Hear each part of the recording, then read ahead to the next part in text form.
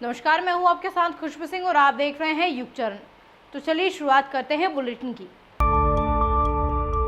अमेरिकी संसद में बुधवार को यूएफओ और एलियन को लेकर के सुनवाई हुई। इस दौरान यूएस नेवी के पूर्व intelligence officer retired major David Grush ने दावा किया कि अमेरिका कई सालों से यूएफओ और एलियन से जुड़ी जानकारी छिपा रहा है। उन्होंने ये भी कहा कि अमेरिका इन यूएफओ की रिवर्स इंजीनियरिंग पर काम कर रहा है। मीडिया रिपोर्ट के मुताबिक मेजर ग्रश ने 2022 के आखिरी तक अमेरिका की डिफेंस एजेंसी के लिए यूएफओ से जुड़ी संदिग्ध घटनाएं पर एनालिसिस करते थे। उन्होंने बताया कि सरकार को एलियन मिले थे और वे उनके स्पेसक्राफ्ट पर सीक्रेट रिसर्च कर रही है। ग्रश ने कहा कि उनके काम के दौरान कई सालों से क्रैश हुए यूएफओ पर चल रहे रिसर्च और रिवर्स इंजीनियरिंग प्रोग्राम के बारे में पता चला था। हालांकि उन्हें इस प्रोग्राम को देखने की मंजूरी नहीं दी गई। दिल्ली, पंजाब, हिमाचल और गुजरात समेत उत्तर पश्चिम राज्यों में इस मानसून जमकर बारिश हो रही है। दिल्ली में अब तक सामान्य से 45% अधिक बारिश हुई है। वहीं गुजरात में 90% से ज्यादा पानी बरसा है। वहीं दक्षिणी राज्यों महाराष्ट्र, आंध्र प्रदेश, तेलंगाना में जमकर बारिश हो रही है। हालांकि सबसे ज्यादा प्रभावित राज्य तेलंगाना है। यहाँ के कई जिलों में 15 फीट तक पानी भर गया है। तेलंगाना के भद्रवादी कोट्टागुद्धम जिले में एक महिला पुल पार करते समय बह गई।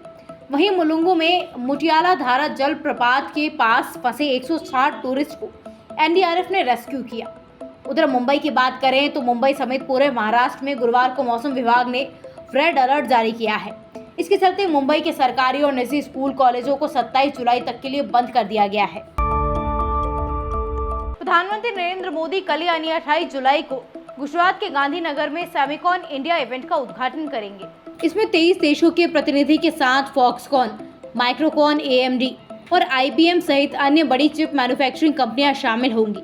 इस इवेंट के जरिए सरकार भारत के चिप इंडस्ट्री में निवेशकों को आकर्षित करना चाहती है। गुजरात सरकार ने बयान जारी करते हुए कहा कि ये इवेंट बिजनेस संभावनाओं के माध्यम से सेमीकंडक्टर इंडस्ट्री के विकास के लिए है।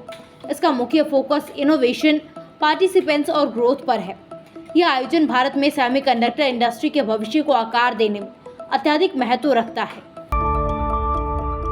प्रधानमंत्री नरेंद्र मोदी ने राजस्थान के शेखावटी इलाके में भाजपा के चुनावी अभियान की शुरुआत कर कांग्रेस में लाल डायरी को लेकर के उठे विवाद पर भी चुटकी ली।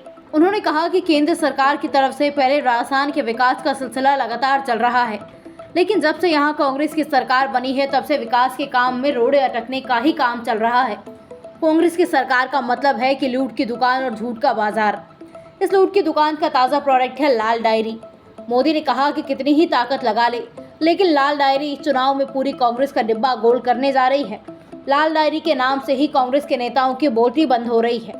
लोकतंत्र में सरकार को अपने काम का हिसाब देना पड़ता है, लेकिन जो 4 साल सिर्फ सोएगा वो काम का हिसाब कैसे देगा। इन लोगों ने सरकार का हर दिन आपसी खींचतान और वर्चस्व की लड़ाई में बर्बाद किया है। राजस्थान में फ्री स्मार्टफोन और डेटा सिम बांटने को लेकर के तैयारियां पूरी हो चुकी है। सरकार 10 अगस्त से कैंप लगाकर स्मार्टफोन बांटने का काम शुरू करेगी। राज्य के हर जिले में अलग से कैंप लगेंगे। पहले चरण में करीब 40 लाख महिलाओं को फोन बांटे जाएंगे।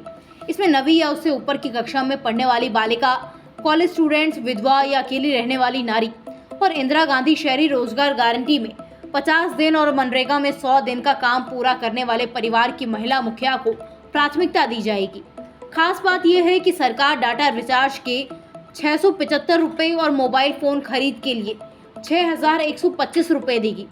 Department of information technology and communication की ओर से जारी आदेशों के मुताबिक मोबाइल खरीद के लिए सरकार मौके पर ही पैसे लाभार्थी की ई वॉलेट में ट्रांसफर करेगी। अगर आपको युग चरण की न्यूज़ अच्छी लगे तो हमारे चैनल को सब्सक्राइब कीजिए और ज़्यादा से ज़्यादा शेयर कीजिए। और अगर आप अपनी राय हमारे साथ साझा करना चाहते हैं तो कमेंट बॉक्स में कर सकते हैं। तब तक के लिए यूं ही बने रहिए युग चरण के साथ।